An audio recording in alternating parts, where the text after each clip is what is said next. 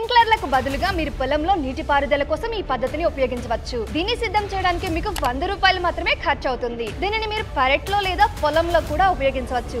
నీటిపారుదల కోసం ఈ స్ప్రింక్లర్లను ఇంటిలో తయారు చేయడానికి మీకు 1 m పొడవు, 1.5 mm వెడల్పు పైపు, 1 m పొడవు, 2 mm వెడల్పు పైపు మరియు చిన్న ముక్క 1.8 mm పైపు.